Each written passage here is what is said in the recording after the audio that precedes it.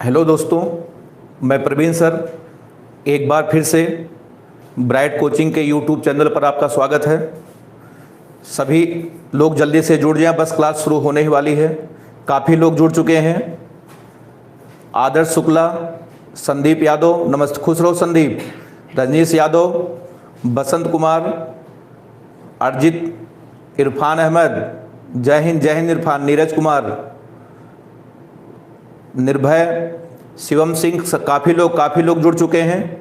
और सभी लोग जल्दी जुड़ें। जो लोग नहीं जुड़ पाए हैं जल्दी जुड़ें, उसके बाद हम लोग अपनी क्लास शुरू करते हैं। अम्बिकेश सिंह, ठीक है अम्बिकेश। अनुराग, गुड इवनिंग अनुराग। दीपक, मृत्युंजय, गुड इवनिंग। ब्रह्मानंद, गुड इवनिंग। अभिषेक कुमार, आरिफ अहमद, अर्जित, प्रिंस पटेल, गुड इवनिंग। ठीक हो प्रिंस, अभिषेक, हाँ सभी लोग जुड़ रहे हैं। सचिन पाल भी आ चुके हैं। संदीप यादव, खुश रहो संदीप। निर्भय बोले हाँ। सियाद अली, हेलो सियाद। श्वेत Kumar, good evening. Anshika Kesarwani, good evening. ठीक, सभी लोग जुड़ चुके हैं, बहुत अच्छा लगा। अभिषेक, रॉयल, प्रिंस, नितेश यादव, सचिन यादव, ब्रह्मानंद, ठीक है ब्रह्मानंद, आगे रायबरेली से इलाहाबाद के नहीं अभी। अम्बिकेश, आदर्श शुक्ला, चलिए बहुत आप लोगों को बहुत धन्यवाद, सभी लोग जुड़ चुके हैं।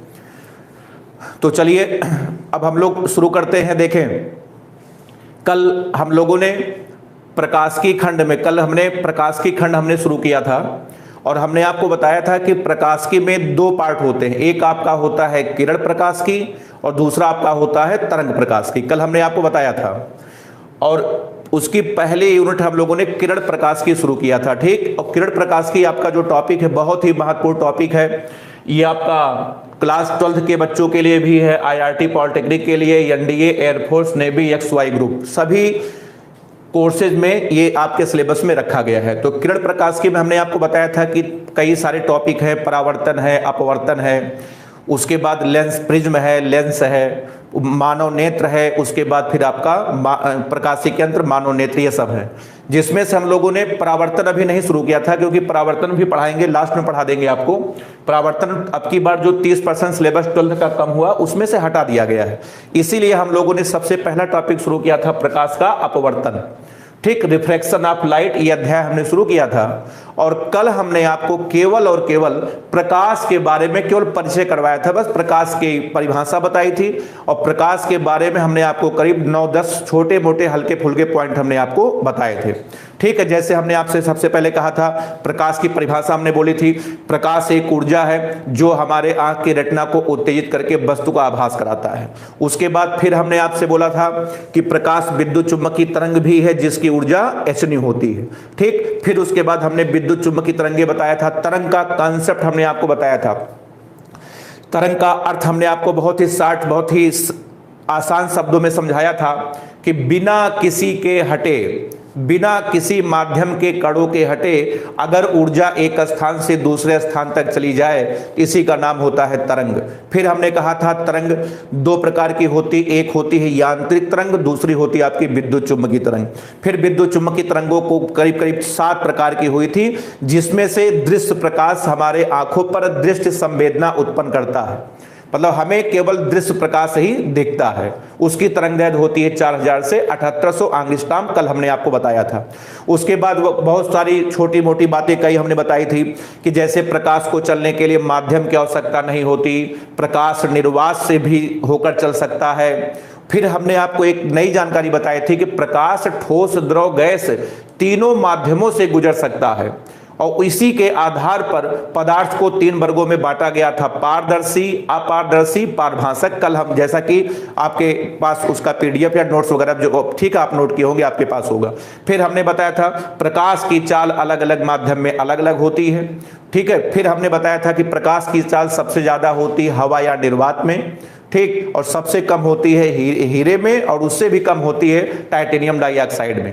ठीक, यहां तक प्रकाश के बारे में हो गया था। ठीक, अब हम लोग आज शुरू करने जा रहे हैं प्रकाश का अपवर्तन। ठीक, अध्याय आपका है, अध्याय का नाम है प्रकाश का अपवर्तन, और पहली हेडिंग पढ़ने जा रही है प्रकाश का अपवर्तन। ठीक है, अब आइए शुरू करते हैं प्रकाश का अपवर्तन। इसको हम लोग बोलते हैं रिफ्रैक्शन ऑफ लाइट। तो चलिए देखें अपवर्तन क्या है, आपको हम समझाने का प्रयास करते हैं, ध्यान से बिल्कुल समझिएगा। देखें अपवर्तन, अर्जुन यादव भी आ चुके हैं। हेलो अर्जुन, कहाँ लेट कर दिए?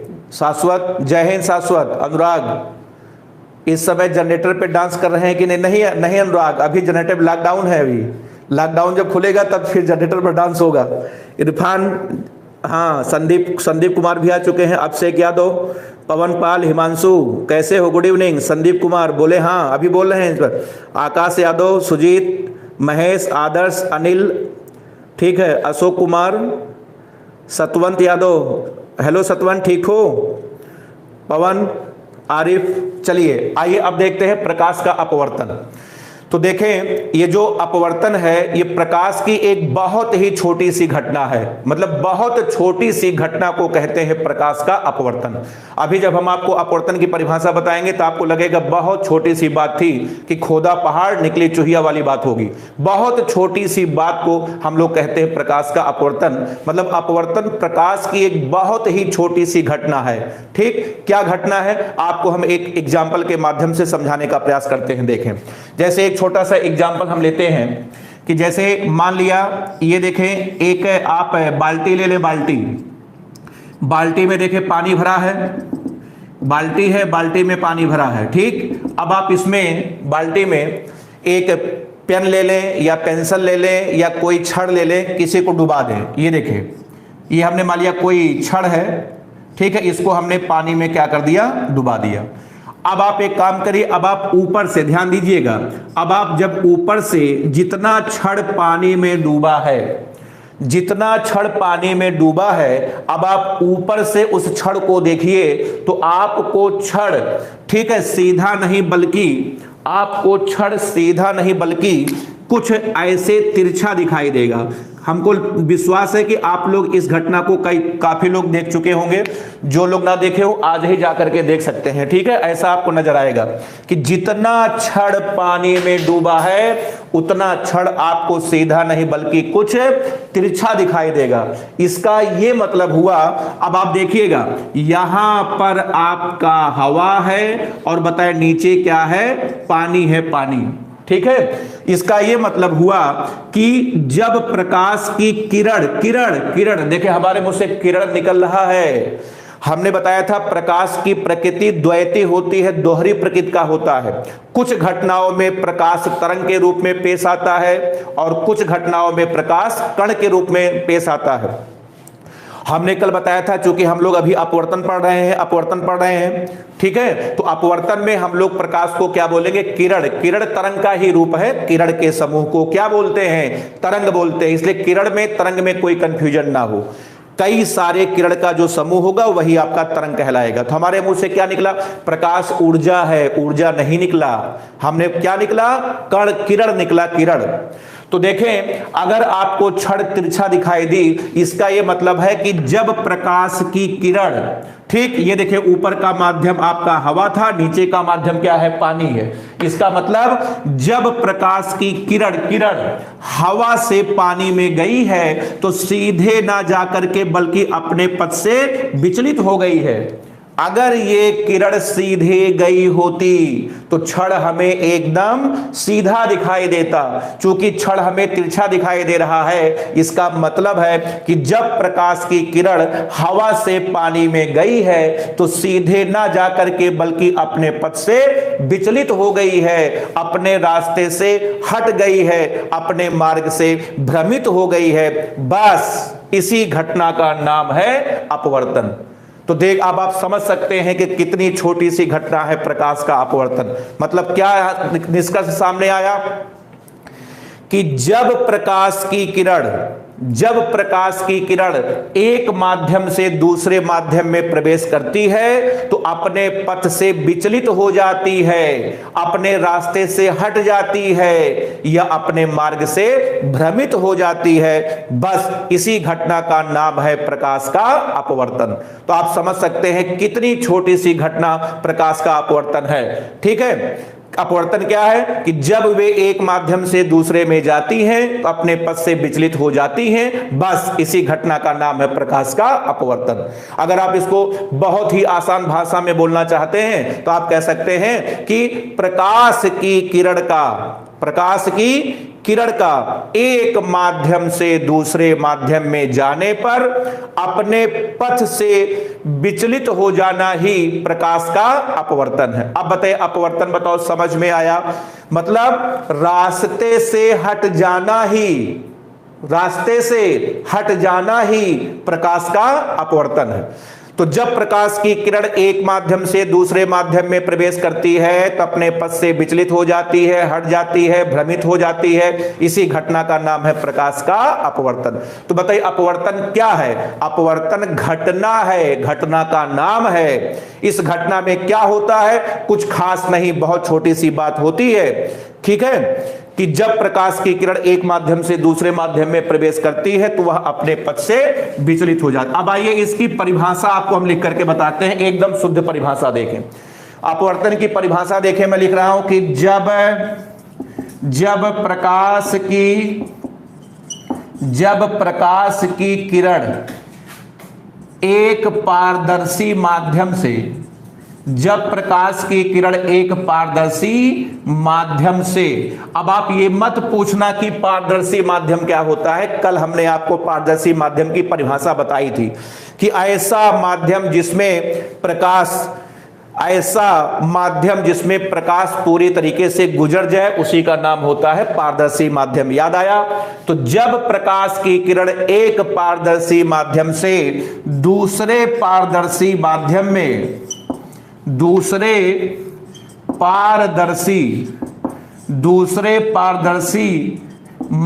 में तिर्यक, ये देखिए एक नए शब्द का प्रयोग हम कर रहे हैं। तिर्यक का मतलब होता है तिरछा, सीधा नहीं, तिरछा। सीधा क्यों नहीं, इसका राज आपको बाद में समझ कर आएगा, बाद में खुल करके सामने राज की बात है, अभी कुछ देर बाद क्लियर होगा। तो जब प्रकाश की किरण एक पारदर्शी माध्यम से दूसरे पारदर्शी माध्यम में तिर्यक आपतित होती है तो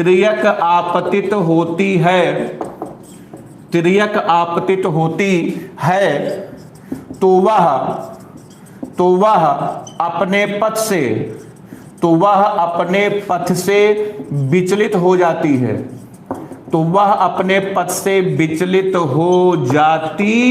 है। बस इस घटना को हम लोग प्रकाश का अपवर्तन कहते हैं। इस घटना को प्रकाश का बताओ क्या कहते हैं? अपवर्तन कहते हैं। यह है अपवर्तन की शुद्ध परिभाषा, ध्यान रखिएगा। तिर्यक लिखना जरूरी है कि जब प्रकाश की किरण एक पारदर्शी माध्यम से दूसरे पारदर्शी माध्यम में, बोले कैसे? तिर्यक माने तिरछा आपतित होती है तो वह अपने पथ से विचलित हो जाती है। इस घटना को प्रकाश का अपवर्तन कहते हैं। परिभाषा इस जल्दी से नोट कर लें, उसके बाद फिर हम लोग आगे चलते हैं। ठीक है, अब से क्या दो, वीडियो पड़ जाएगा, जल्दी पड़ जाएगा। ब्रह्मानंद क्लियर हो गया है, बहुत बढ़िया। ब्रह्मानंद कहां पे हो? रायबरेली में हो कि इलाहाबाद आ गए? शाश्वत, हाँ तिर्यक बिल्कुल सही लिखा। इरफान बर्थडे पार्टी नहीं, इरफान हमारा जन्मदिन नहीं था, तुम्हारे छोटे भाई का था, तुम्हारे छोटे भाई का जन्मदिन था। ठीक, हमारा नहीं, हमारा तो होगा, बताएंगे। आकाश, हाँ आकाश बायो का क्लास भी चलेगा, जल्दी चलेगा। आरिफ बहुत बढ़िया, समझ में आ गया। हाँ थोड़ा सा अभी स्पीड स्लो है, अभी धीरे धीरे पढ़ा रहे हैं। ठीक, अभी स्पीड पकड़ेंगे, मौसम अभी बना रहे हैं धीरे धीरे अब से। इरफान, हाँ अब है, बोले हाँ अब है, ठीक हो? आदर्श पांडे, आदित्य सोनी आ गए। शाश्वत अभी लड्डू भूले नहीं, हम समझे लॉकडाउन में लड्डू भूल गए होगे शाश्वत, लड्डू सब सिलेबस के बाहर चला गया, अब सब लॉकडाउन हो गया, सब खत्म हो गया, अब नए नए तरीके से इसका कुछ सिस्टम करेंगे। बहुत बढ़िया, हाँ परिभाषा लिख दे अभिषेक यादव। चलिए आइए, सौरभ भी आ गए हैं, अर्जित, अंकित, अभय। 11 का मैच कब चलेगा? बहुत जल्दी सौरभ, बहुत जल्दी, 2-3 दिन में सब पूरे हम लोग पूरी प्लानिंग कर रहे हैं। 2-3 दिन में ऐप्स में सारे वीडियो पड़ जाएंगे, उसके बाद सबको लिंक भेज दिया जाएगा, ठीक है। उसी के हम लोग सब लगे हुए हैं, डेली वीडियो बन रहा है, सब कुछ हो रहा है, बिल्कुल चिंता मत करो। 2-3 दिन में सब कुछ, कोई शिकायत कंप्लेन नहीं रह जाएगी, ठीक है। बहुत बढ़िया, अब से एक मजा आ रहा है क्लास में, बिल्कुल अब से तुम लोग रहोगे हर जगह मजा आएगा। तुम लोग बस जुड़े रहो, ज्यादा से ज्यादा बच्चों को मतलब बताओ, शेयर करें, उसके बाद फिर बहुत मजा आएगा, ठीक है। तेलियरगंज में बत्ती चलेगी, अभी अनुराग आ जाएगी बत्ती, लाइट वेट करो, अनुराग आ जाएगी लाइट, ठीक है। आइए, हाँ हिंदी भी चलेगी, हिंदी भी चलेगी, दीपक हिंदी भी चलेगी, बिल्कुल प्रशांत, ठीक है। अब आइए, इसके आगे परिभाषा सबकी हो गई है। अब आइए इसके बाद हम लोग आगे बढ़ते हैं। तो अपवर्तन बताइए, सबको क्लियर है कि जब प्रकाश की किरण एक पारदर्शी माध्यम से दूसरे पारदर्शी माध्यम में तिर्यक आपतित होती है तो वह अपने पथ से विचलित हो जाती है। इस घटना को प्रकाश का अपवर्तन कहते हैं। शॉर्टकट में, जब वे एक माध्यम से दूसरे में जाती हैं तो अपने पथ से विचलित हो जाती हैं। घटना का नाम है प्रकाश का अपवर्तन। देख ले, कितनी छोटी सी बात है, इतनी छोटी सी बात का फिजिक्स वालों ने बात का बतंगड़ बना दिया। पूरा चैप्टर बन करके तैयार है, कम से कम 6-7 घंटे आप पढ़ेंगे तब आपका चैप्टर ये कंप्लीट होगा। इसमें डेरिवेशन है, बहुत सारे न्यूमेरिकल है, सब धीरे धीरे करके हम लोग अध्ययन करेंगे। तो चलिए, अपवर्तन की परिभाषा सबको क्लियर हो गई है। अब आइए आपको बताते हैं, ध्यान दीजिएगा। अब हम अगली हेडिंग लिखते हैं, अपवर्तन का कारण। अब आइए बात करते हैं अपवर्तन का कारण, ठीक। इसे बोलते हैं cause of refraction, cause of refraction, अपवर्तन का कारण, ठीक। तो अब आइए समझते हैं कि ऐसा प्रकाश की किरण के साथ ऐसा हुआ क्यों, ऐसा उसने क्यों किया कि जब वह एक माध्यम से दूसरे माध्यम में गई तो अपने पथ से विचलित हो गई। आखिर में प्रकाश की किरण के साथ ऐसा क्यों हुआ? तो ऐसा इसलिए हुआ है, आप जानते हैं ऐसा किस लिए हुआ है, आपको पहले से पता है, यह बात कल हमने आपको बता दिया था। ऐसा इसलिए हुआ है क्योंकि प्रकाश की चाल अलग अलग माध्यम में अलग अलग होती है। कल हमने बताया था कि प्रकाश की चाल अलग अलग माध्यम में अलग अलग होती है। हवा में कुछ होती है, पानी में कुछ होती है, कांच में कुछ होती है।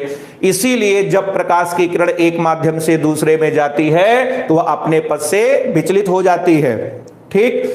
तो ये जो अपवर्तन है, अपवर्तन का जो कारण है, उसका कारण है प्रकाश की चाल का अलग अलग माध्यम में अलग अलग होना। बिल्कुल सही स्वतंत्र, हाँ बिल्कुल सही लिखा आपने। हाँ, प्रकाश का ये अपवर्तन का जो कारण है, उसका कारण है प्रकाश की चाल का अलग अलग माध्यम में अलग अलग होना। प्रकाश के लिए हम आपकी बात करें, जैसे आप लोग हैं, आप लोगों की चाल भी अलग अलग माध्यम में अलग अलग होती है। जैसे आप अपने पिताजी के सामने रहेंगे तो आपका व्यवहार कुछ रहेगा, जब आप दोस्त के साथ रहेंगे तो आपका व्यवहार बदल जाएगा। किसी शादी वगैरह पार्टी में पहुंच जाएंगे तो वहां आप लोग नागिन डांस करेंगे, वहां आपका व्यवहार अलग रहेगा।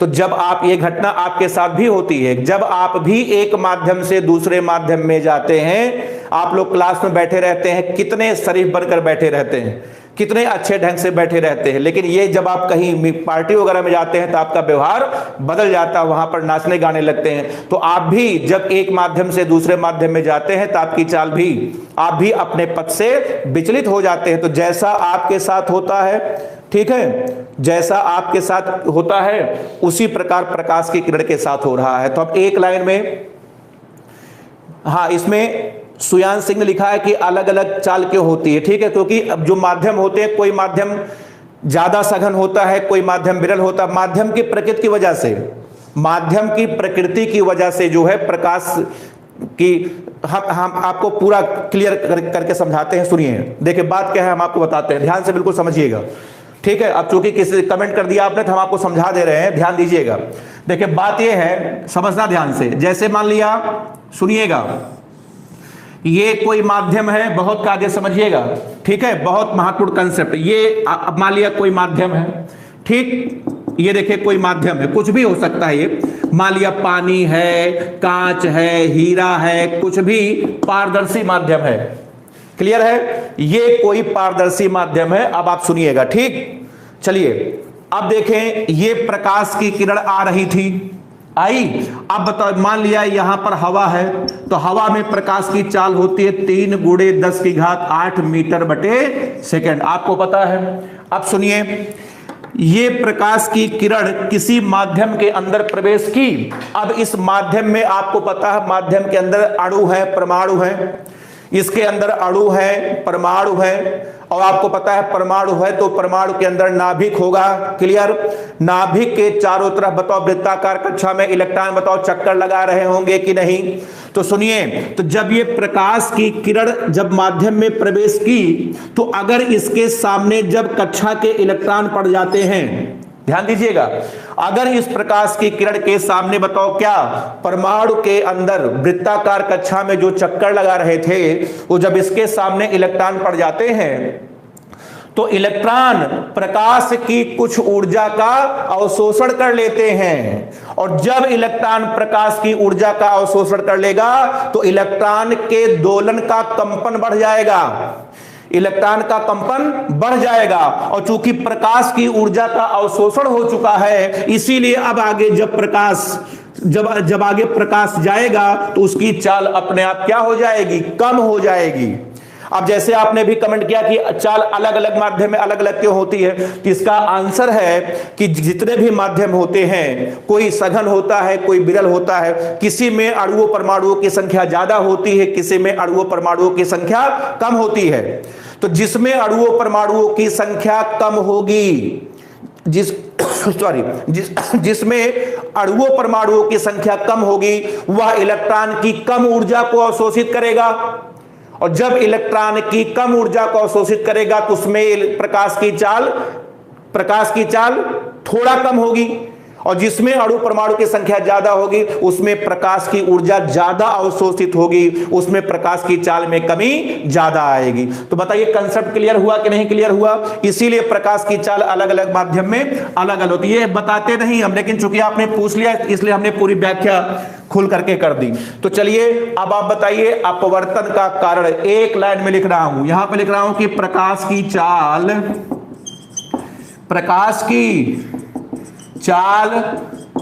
अलग अलग माध्यम में, प्रकाश की चाल अलग अलग माध्यम में अलग अलग होती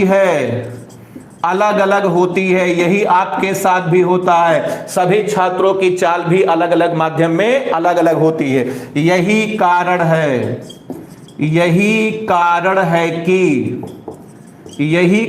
कि जब प्रकाश की किरण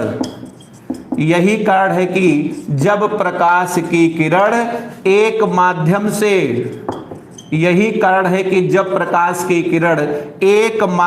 से, दूसरे माध्यम में प्रवेश करती है, दूसरे माध्यम में क्या करती है?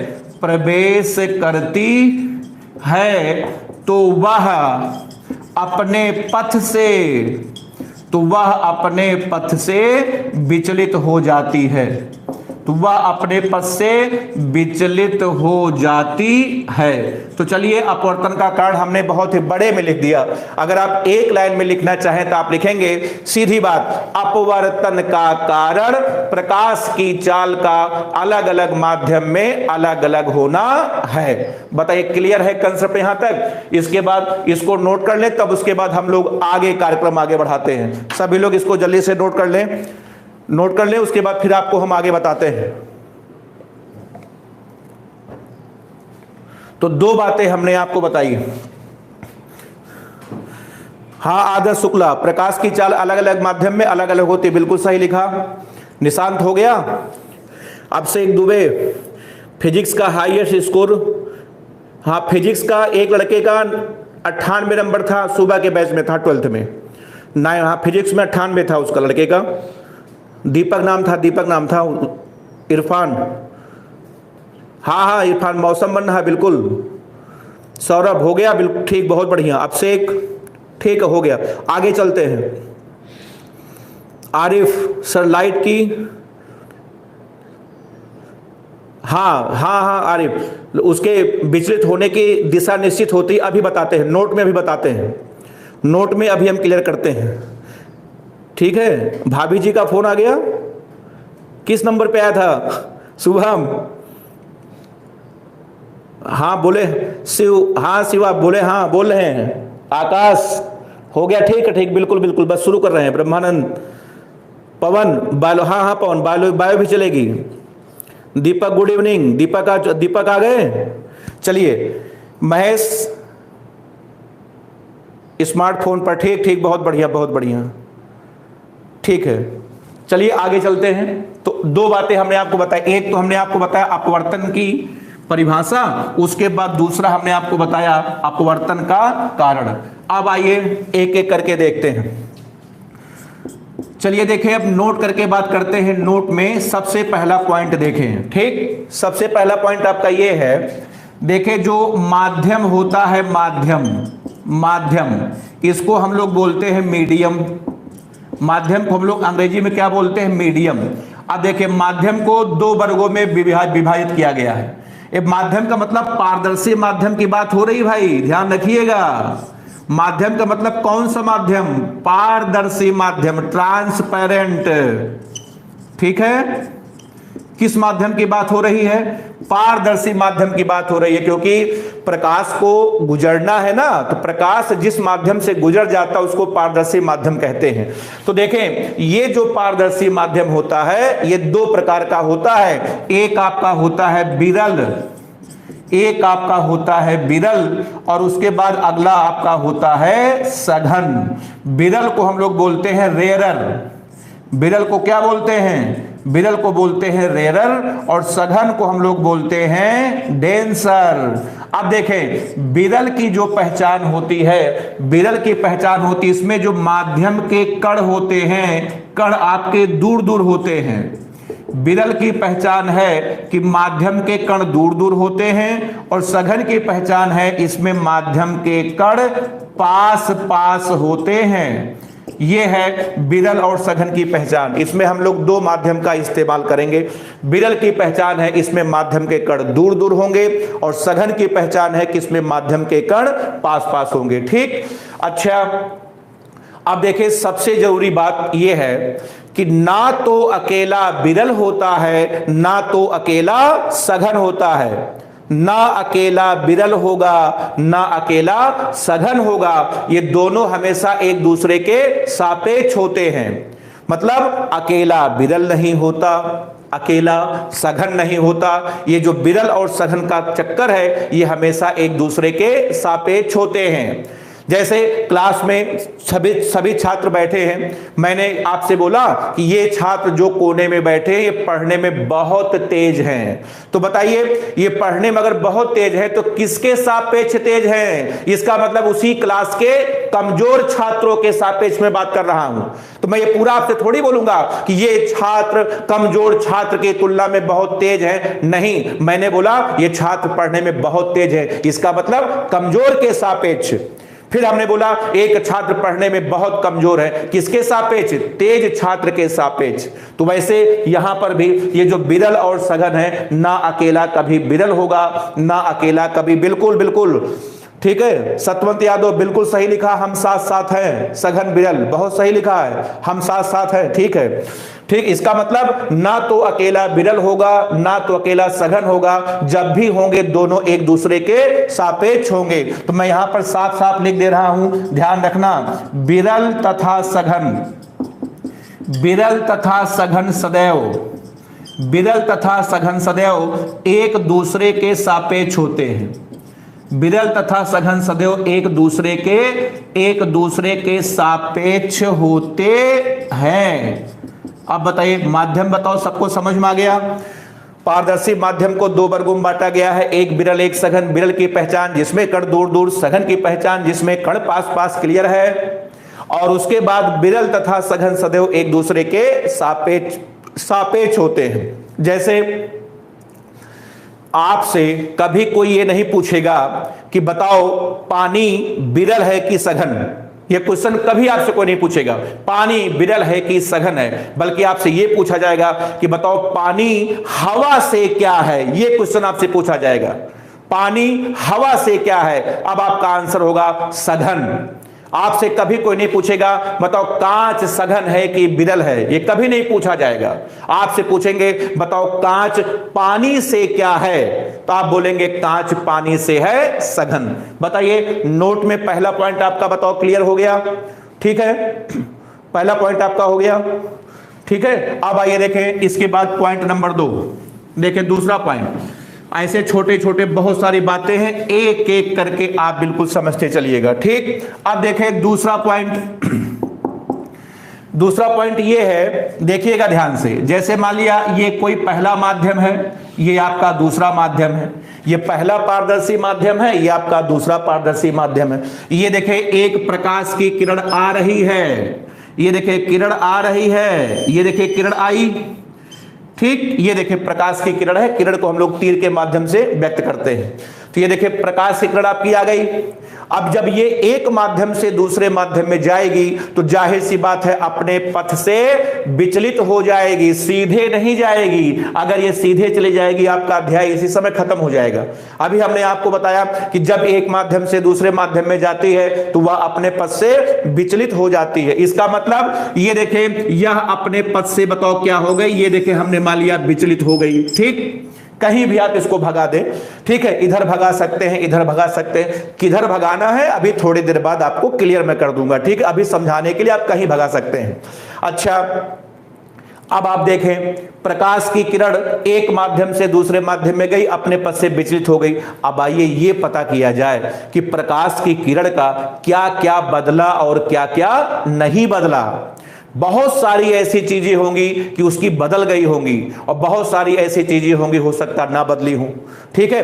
तो एग्जांपल आपको बताते हैं। जैसे मान लिया आपकी बात मैं करूं, आप जैसे मान लिया ये देखें एक छात्र हैं, छात्र ध्यान दीजिएगा, ये देखें एक छात्र हैं, ये इस समय इलाहाबाद में तैयारी कर रहे थे, कोचिंग कर रहे थे।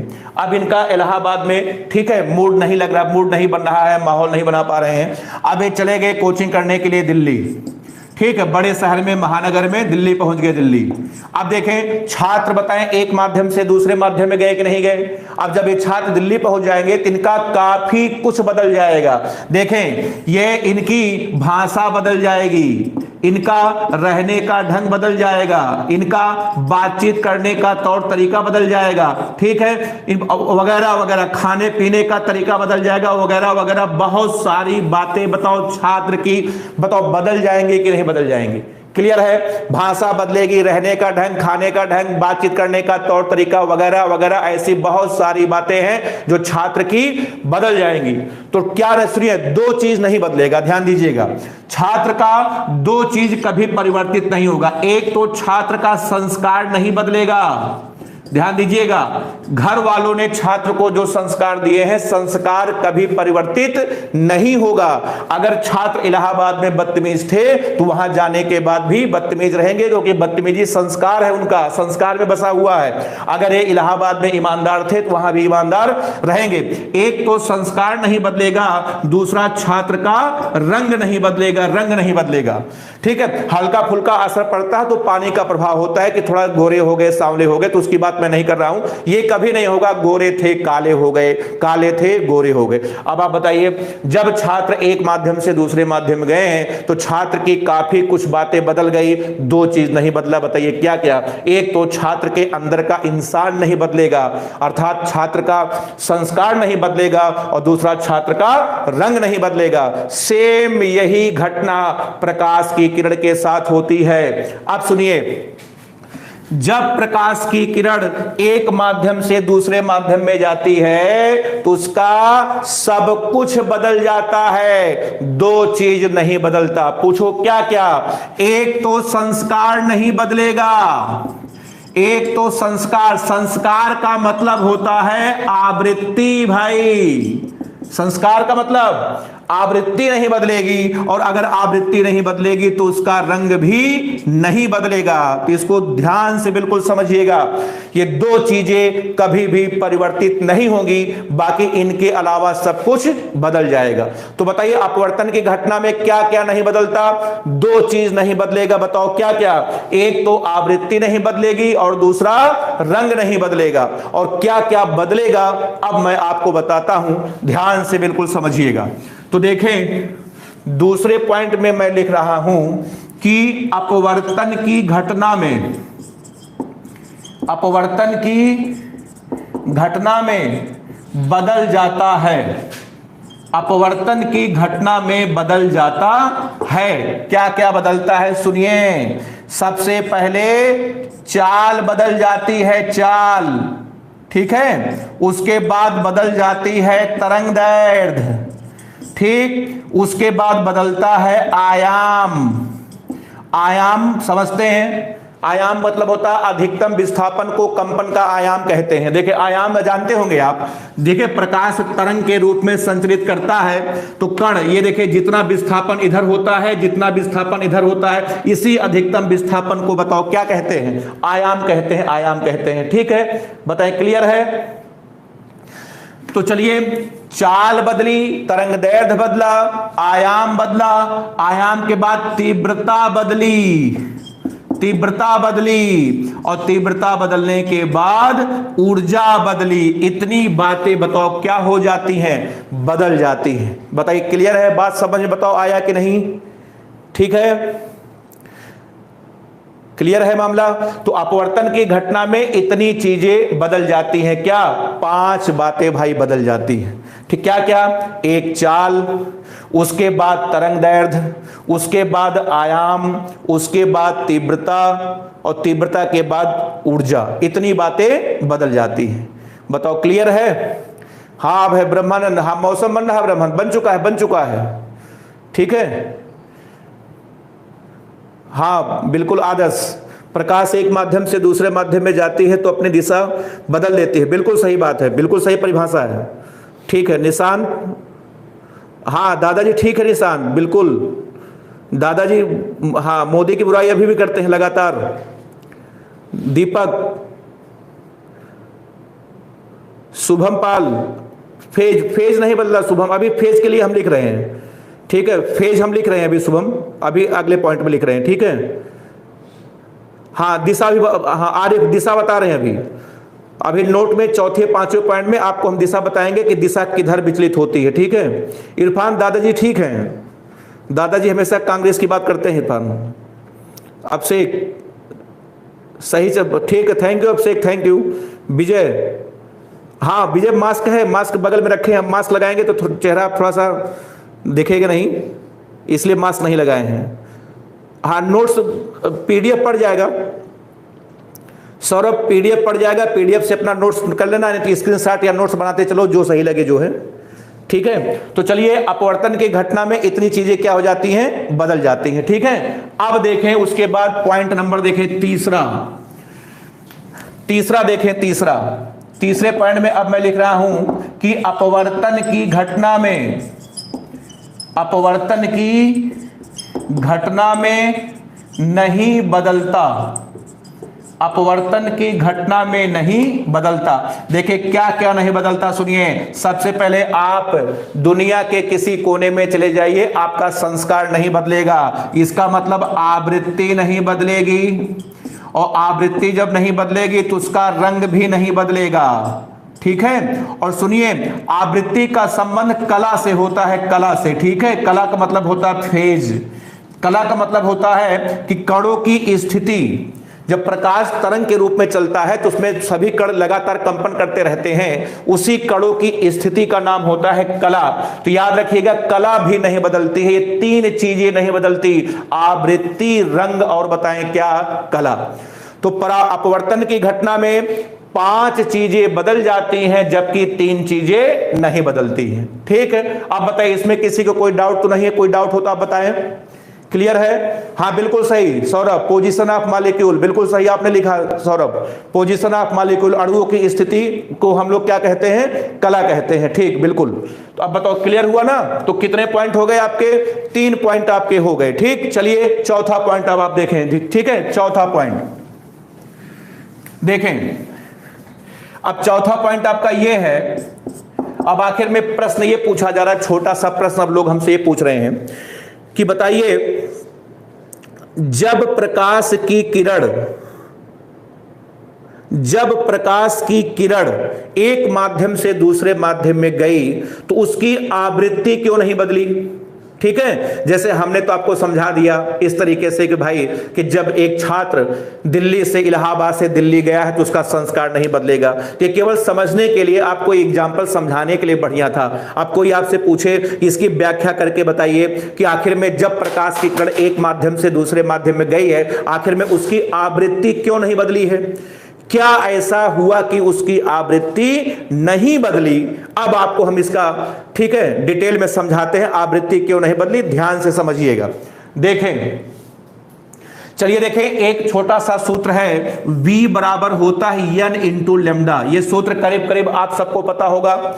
ये पहली बार सूत्र क्लास 9th में, कक्षा 9 में तरंग के खंड में आपने देखा होगा। उसके बाद 11th में भी, कक्षा 11 में भी सूत्र है V बराबर N लेमडा।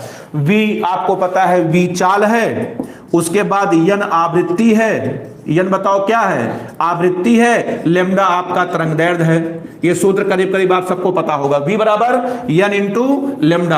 अब आप सुनिए, यहां से आप निकालो N बराबर होता है V बटे लेमडा। क्लियर है? N बराबर V बटे लेमडा। ठीक है। अब सुनिए, जब प्रकाश की किरण एक माध्यम से दूसरे माध्यम में जाती है तो बताइए उसकी, बताओ चाल, बताओ बदली कि नहीं बदली?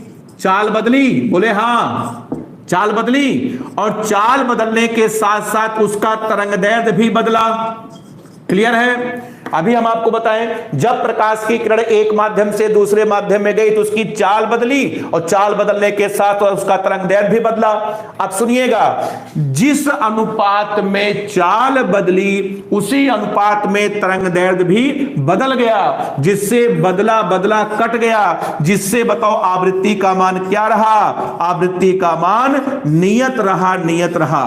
बताइए, क्लियर आपको हुआ कि नहीं क्लियर हुआ? एक बार फिर से सुनिए, देखें, N बराबर आपका होता है V बटे लेमडा, होता है कि नहीं? अब मान लिया प्रकाश की किरण एक माध्यम से दूसरे माध्यम में गई, मान लिया उसकी चाल 2 गुना हो गई। तो अगर उसकी चाल 2 गुना होगी तो उसकी तरंगदैर्ध्य भी 2 गुना हो जाएगी, जिससे बताओ 2 कैंसिल हो जाएगा।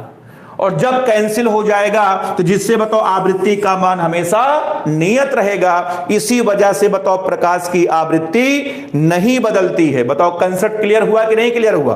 तब आप इसको कैसे लिखेंगे? सुनिए, आप लिखेंगे, जब प्रकाश की किरण एक माध्यम से दूसरे माध्यम में प्रवेश करती है तो जिस अनुपात में उसकी चाल बदलती है उसी अनुपात में तरंगदैर्ध्य भी बदल जाता है, जिससे V बटे लेमडा का मान सदैव नियत रहता है। इसी वजह से बताओ आवृत्ति नहीं बदलती है। बताइए, कंसेप्ट बताओ क्लियर हुआ सबका? तो आइए चौथे पॉइंट में इसी बात को हम यहां पर लिखेंगे साफ साफ। देखें, लिख रहे हैं कि जब प्रकाश की किरण एक माध्यम से, जब प्रकाश की किरण कहां से? एक माध्यम से दूसरे माध्यम में, एक माध्यम से दूसरे माध्यम में प्रवेश करती है, एक माध्यम से दूसरे माध्यम में प्रवेश करती है, तो जिस अनुपात में उसकी चाल बदलती है, जिस अनुपात में उसकी चाल बताओ क्या होती है? बदलती है, उसी अनुपात में तरंगदैर्ध्य भी बदल जाता है। उसी अनुपात में तरंगदैर्ध्य भी बदल जाता है, जिससे V बटे लेमडा का मान सदैव बताओ क्या रहता है? नियत रहता है, नियत रहता है। अब हम कह सकते हैं भाई, अतः आवृत्ति नहीं बदलती। आवृत्ति बोलो, आवृत्ति नहीं बदलती। बताइए, 4 पॉइंट बताओ, सबको बताओ क्लियर हुआ कि नहीं क्लियर हुआ? तो अब आप किसी को समझा लोगे कि आवृत्ति क्यों नहीं बदलती? हाँ सतवन, बिल्कुल सही, क्योंकि उसकी चाल और फ्रीक्वेंसी, नहीं सतवन, चाल और फ्रीक्वेंसी नहीं, चाल और तरंगदैर्ध्य, वेवलेंथ, सतवंत फ्रीक्वेंसी लिखे हो ना, फ्रीक्वेंसी नहीं, वेवलेंथ। चाल और वेवलेंथ तरंग दैर्ध्य एक ही अनुपात में बदलते हैं, ये होगा। अंशुमान, ठीक है, समझ में आ गया। संतोष, विकास सिंह, हाँ ठीक है, बहुत बढ़िया विकास, समझ में आ गया। आदर्श शुक्ला, आदर्श शुक्ला मैसेज क्यों हटा दिए? विजय सोनी, महेश, ठीक है, बहुत बढ़िया महेश, ठीक है, समझ में सबको आ गया। तो अभी कुछ ज्यादा कुछ खास हमने नहीं बताया, केवल 4 बातें आपको हमने बताई हैं। चौथा पॉइंट इसको आप नोट कर लें। उसके बाद हाँ अभिषेक बिल्कुल, thank you Abhishek, thank you, ठीक है, thank you Vijay, thank you. चलिए, हाँ शुभम बिल्कुल सही, वेवलेंथ, ठीक है, शुभम सही लिखे हो, वेवलेंथ, हाँ ठीक है। हर्षदा समझ में आ गया, बहुत बढ़िया।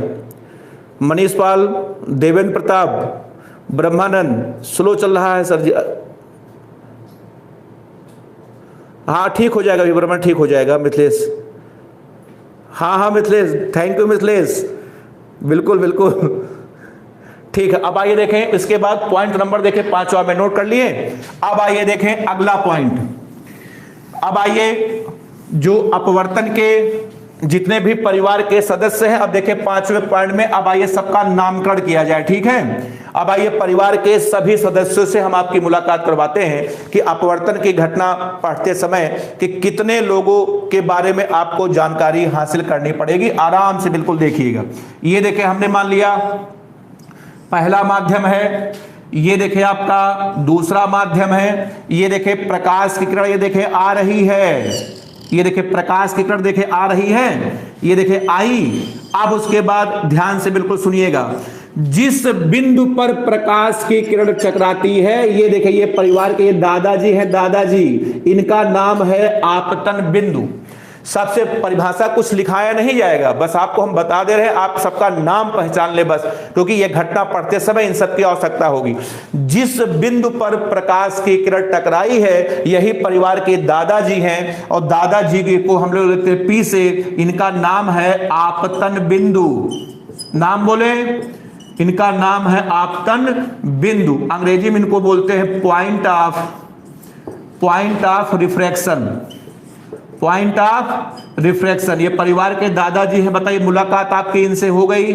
चलिए अब हम आगे बढ़ते हैं, ध्यान से समझिएगा।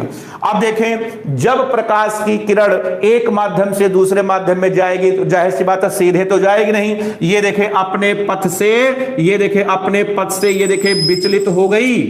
क्लियर है? तो देखें अब हम क्या करते हैं, हमें इन दोनों किरणों का कोण नापना है, एंगल मेजर करना है, कोण नापना है। मैं ये चाहता हूं ये पता करना कि ये कौन कितने पर आया है और कौन कितने पर गया है। ठीक है, तो अब हम कोण नापने के लिए क्या कर रहे हैं, इस पर हम एक लंब खींच रहे हैं। ये देखें, एक लंब हमने कहां खींचा, ये देखें ऊपर खींचा, और उसके बाद एक लंब हमने कहां खींचा, नीचे खींचा। ये देखिए आपका लंब है, लंब।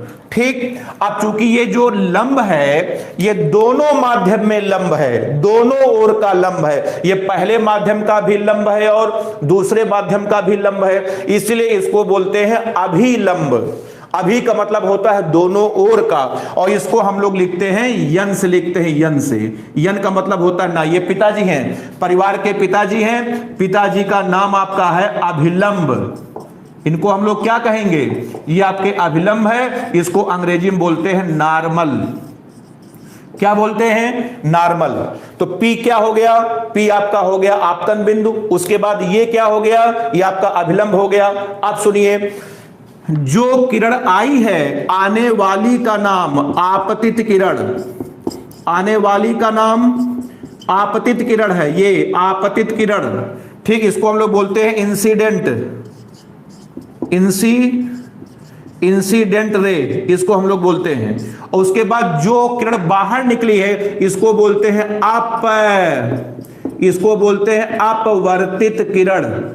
ठीक है, अंग्रेजी में इसको बोलते हैं रिफ्रैक्टेड, इसको बोलते हैं रिफ्रैक्टेड रे। ये देखिए ये, ठीक है, ये दोनों बेटियां हैं। अब उसके बाद देखिए दो कोण हैं, ये देखिए आपका, ये कोण आपका है आई, और उसके बाद ये कोण आपका है आर। अब देखें आई, आई को बोलते हैं हम लोग आपतन कोण। आई का नाम आपका होगा आपतन कोण। इसको बोलते हैं एंगल ऑफ इंसिडेंस, अंग्रेजी में बोलते हैं एंगल ऑफ इंसिडेंस। ठीक है, इसका चूंकि पहला अक्षर आई है इसलिए किससे लिखते हैं, आई से। उसके बाद ये देखिए ये कोण आपका आर है, तो आर को हम लोग बोलते हैं अपवर्तन कोण। आर का नाम बोलो, आर का नाम है अपवर्तन कोण। इसकी अंग्रेजी होती है angle of refraction, angle of refraction. बस इतने लोग परिवार में हैं। एक बार फिर से मैं रिपीट कर रहा हूं, दादाजी का नाम देखें, दादाजी जो है आपतन बिंदु आपका दादाजी हो गए, ये पिताजी हो गए। ये देखिए दो बेटियां हैं, उसके बाद दो बेटे हैं। पहला बेटा आपतन कोण है, दूसरा बेटा अपवर्तन कोण है। एक बार फिर से सुनिए, चलिए बताइए आपतन बिंदु की परिभाषा बोलिए। सुनिए आपतन बिंदु की परिभाषा। ठीक, आपतन बिंदु की परिभाषा होती है जिस बिंदु पर अपवर्तन की घटना होती है उसे आपतन बिंदु कहते हैं। जिस बिंदु पर अपवर्तन की घटना होती है उसे आपतन बिंदु कहते हैं। बताओ क्लियर है। उसके बाद हाँ ये आपका अभिलंब है। अभिलंब को किससे लिखते हैं, यन से लिखते हैं। आने वाली का नाम आपतित किरण, जाने वाली का नाम अपवर्तित किरण। उसके बाद ये देखिए कोण आपका है आपतन कोण आई है। अब आप आपतन कोण की परिभाषा बताइए। आपतन कोण की परिभाषा सुनिए, वे उनसे बराबर परावर्तन कोण। हाँ आदर्श शुक्ला, हाँ परावर्तन में होता है। आदर्श आपतन कोण बराबर परावर्तन कोण जो है ये होता है परावर्तन में। ऊपर से हो गया, फैन आ रहा है। देवेंद्र क्लास नहीं, अब नहीं रुकेगा देवेंद्र, यहां ठीक हो गया, बिल्कुल सही चल रहा है, बिल्कुल देवेंद्र। सौरभ, हाँ thank you Saurabh, thank you. Shubham, point of refraction normal angle of, हाँ ठीक, बिल्कुल शुभम बिल्कुल सही लिखे हो। अब बताइए पूरी परिभाषा बताओ, क्लियर हो गई आपकी। ठीक है, आपतन बिंदु हो गया, उसके बाद आपका अभिलंब हो गया, आने वाले पॉइंट हुए आपके, टोटल 5 पॉइंट आपके हो गए। ठीक है, अब आप इसको नहीं प्रदीप, पॉइंट ऑफ रिफ्लेक्शन नहीं, point of refraction. Pradeep Nirmal, point of reflection नहीं, पॉइंट ऑफ रिफ्रैक्शन। आर होगा, वहां पर आर होगा। ठीक है, वहां पर परावर्तन में पॉइंट ऑफ रिफ्लेक्शन बोलेंगे, यहां बोलेंगे पॉइंट ऑफ रिफ्रैक्शन। ठीक है, बिल्कुल सही आदर्श। जिस बिंदु पर अपवर्तन की घटना होती है उसे आपतन बिंदु कहते हैं, बिल्कुल सही है। ठीक है, हाँ प्रदीप, ठीक है प्रदीप, ठीक है। समझ बताओ, क्लियर हो गया। कितने पॉइंट आपके हो गए, 5 पॉइंट आपके हो गए हैं, 5 पॉइंट। ठीक है, अब आप उसके बाद देखें पॉइंट नंबर 6, बस 2 पॉइंट आपके और हैं। ठीक, छठा देखिएगा। अब देखें पॉइंट नंबर 6 में हम लोग बात करते हैं, समझिएगा ध्यान से। ये देखें, ये आपका पहला माध्यम है, मान लिया ये माध्यम आपका है विरल। ठीक, उसके बाद ये दूसरा माध्यम है, ये हमने मान लिया आपका है सघन। पहला माध्यम विरल है और दूसरा माध्यम सघन है। अब देखें एक प्रकाश की किरण ये देखें आ रही है, ये देखें आई।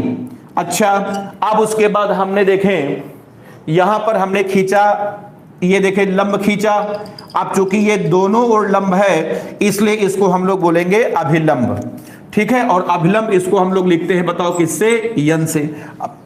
अब आप जरा बताइए कि ये प्रकाश की किरण विरल माध्यम से सघन माध्यम में जा रही है, तो बताइए इसकी चाल बढ़ेगी कि घटेगी। इसका जवाब है कि इसकी चाल घट जाएगी। चाल क्यों घट जाएगी, अभी इसकी व्याख्या हमने आपसे किया था कि माध्यम,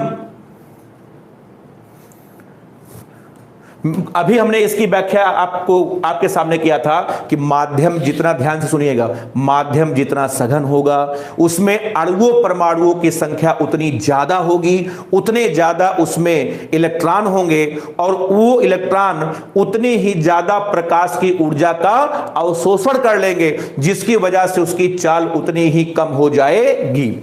आप सुनिए, जब प्रकाश की किरण विरल माध्यम से सघन माध्यम में जाएगी तो उसकी चाल कम हो जाएगी, और जब उसकी चाल कम हो जाएगी तो वह अभिलंब की ओर झुक जाएगी। ये देखिए इसको हमने अभिलंब की ओर झुका दिया।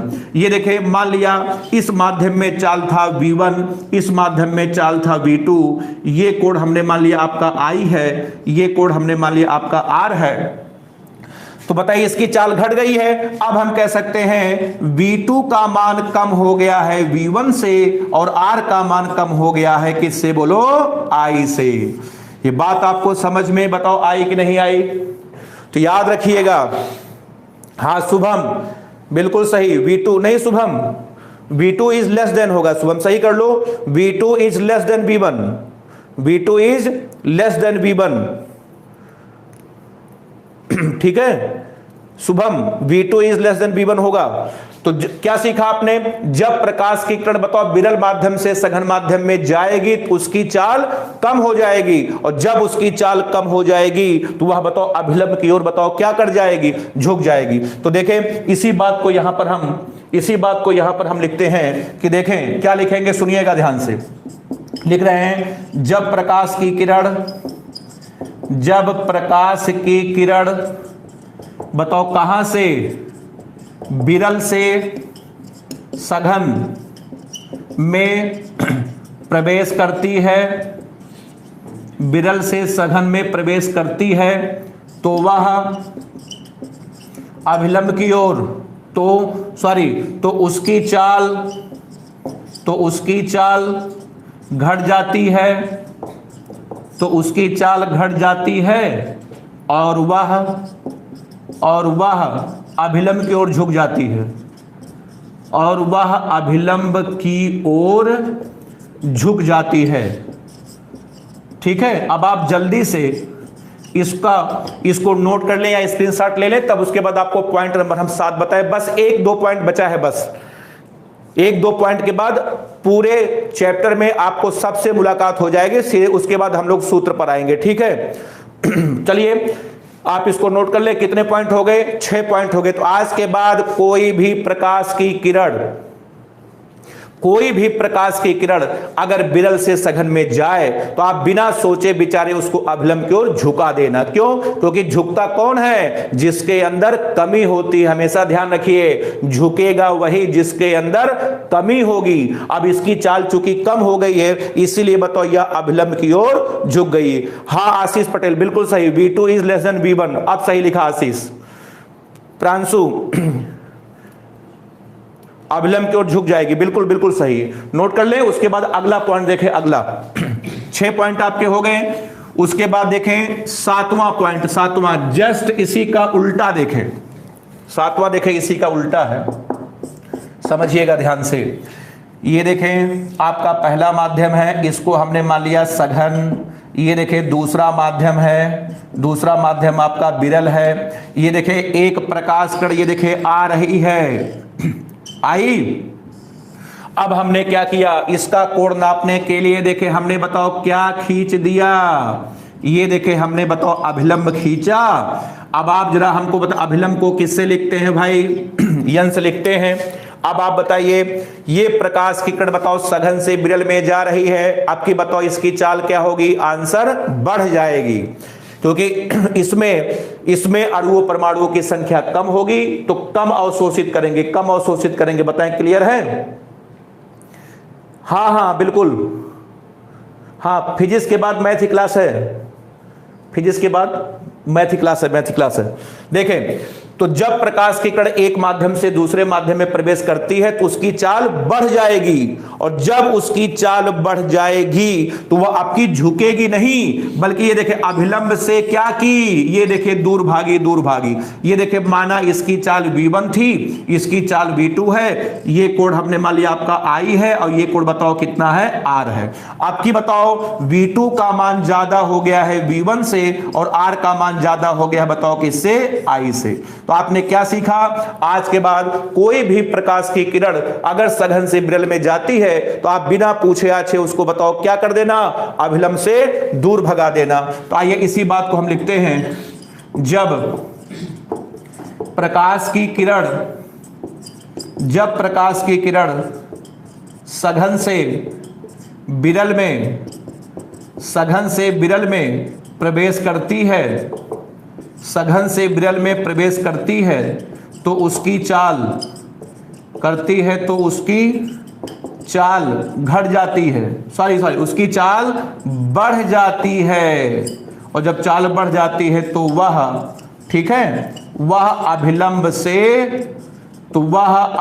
से दूर भागती है, अभिलंब से दूर भागती है। ये देखिए 7 पॉइंट हमने आपको अपवर्तन के बारे में बताए। इस चैप्टर में हमने सबसे पहले प्रकाश बताया था, प्रकाश के गुण बताया, उसके बाद अपवर्तन, अपवर्तन का कारण और अपवर्तन के बारे में 7 बातें हमने आपको बताई। तो सभी लोग सारी बातें को रट करके, समझ करके कल फिर बैठिएगा, शाम को 6 बजे फिर हम लोग मिलेंगे। हाँ, इसके बाद पुनीत सर की मैथ की क्लास चलेगी, प्रायिकता की, ठीक है, 12th की। हाँ, प्रायिकता की क्लास इसी के जस्ट बाद अभी साथ, ठीक है, थोड़ी देर में ही क्लास सर की शुरू हो जाएगी। तो मैथ्स वाले भी अपना पढ़ते रहेंगे, ठीक है। विकास समझ में आ गया, आशीष मिश्रा, शुभम, आकाश, हाँ केमिस्ट्री भी चलना शुरू हो जाएगा जल्दी, आकाश बता दिया जाएगा। प्रांशु, हाँ बायो की क्लास, ठीक है। अभी लास्ट में, अभी मैथ के बाद सारी सूचना दे दी जाएगी। मैथ के बाद पूरी टाइमिंग जो है, फिजिक्स की टाइमिंग शाम को पर डे 6 बजे है, मैथ की क्लास 7 बजे से है। और उसी के बाद, हाँ उसके पहले 5 से 6 केमिस्ट्री शुरू होगी, 5 से 6 में, ठीक है। केमिस्ट्री 5 से 6 चलेगी प्रतिदिन, फिजिक्स प्रतिदिन 6 से 7 चलेगा और मैथ प्रतिदिन 7 से 8 चलेगा, ठीक है प्रांशु। हाँ ठीक है प्रदीप, हाँ प्रदीप मैथ इसके बाद चलने जा रही है। मनीष, ठीक है, थैंक यू हर्षदा, ठीक है। चलिए ठीक है, फिर हम लोग कल अपने समय से मिलेंगे शाम को 6 बजे। इसके बाद पुनीत सर की 12th की प्रायिकता की क्लास, ठीक है, अभी कुछ समय में शुरू हो जाएगी, ठीक है। धन्यवाद।